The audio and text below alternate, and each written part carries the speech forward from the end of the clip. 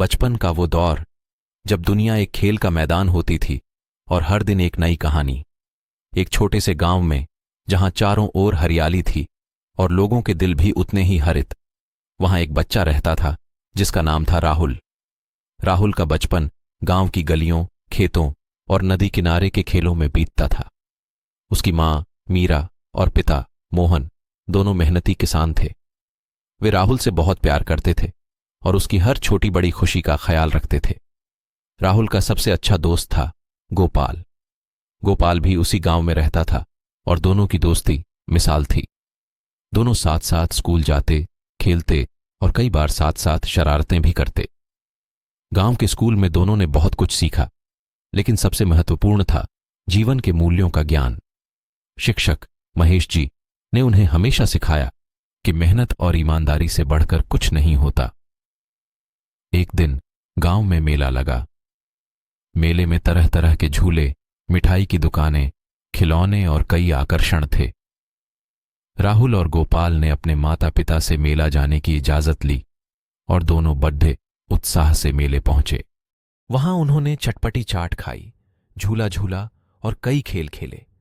लेकिन उनकी नजर एक बहुत ही सुंदर खिलौने की दुकान पर पड़ी, जहां एक लकड़ी का सुंदर घोड़ा था।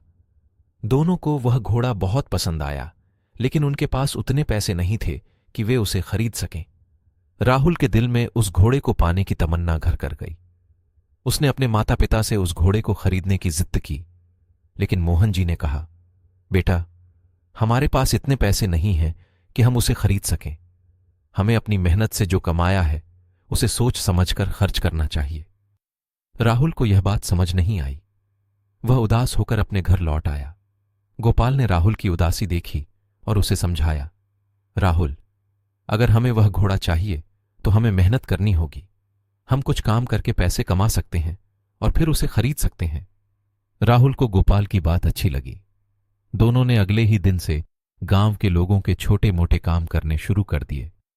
किसी के खेत में काम करना, किसी का सामान उठाना और कई छोटे मोटे काम।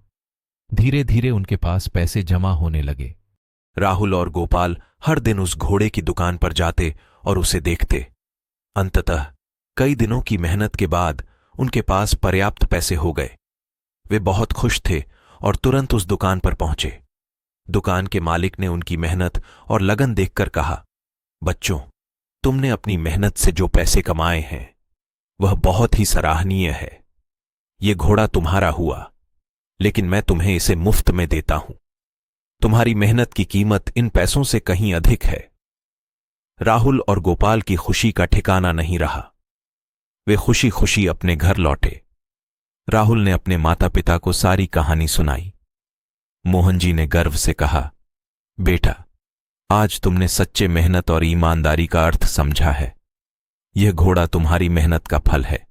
उस दिन के बाद राहुल ने एक सबक सीखा कि जीवन में कोई भी चीज मेहनत और ईमानदारी से प्राप्त की जा सकती है। बचपन की उस याद ने उसके जीवन को दिशा दी और उसने हमेशा अपने जीवन में मेहनत और ईमानदारी को महत्व दिया। राहुल बड़ा होकर एक सफल और सम्मानित व्यक्ति बना, जिसने अपने गांव और देश का नाम रोशन किया। राहुल और गोपाल की दोस्ती भी कभी नहीं टूटी। दोनों हमेशा साथ रहे और एक दूसरे की मदद करते रहे। उनकी बचपन की यादें, मेले का वह घोड़ा और उनकी मेहनत की कहानी उनके जीवन की सबसे मूल्यवान धरोहर बन गई। ये कहानी हमें यह सिखाती है कि मेहनत और ईमानदारी से बढ़कर कुछ नहीं होता। जीवन में जो भी चीज हम सच्चे मन से चाहते हैं, उसे पाने के लिए मेहनत और धैर्य आवश्यक है। जो हम मेहनत से कमाते हैं, उसकी खुशी और संतोष अनमोल होते हैं।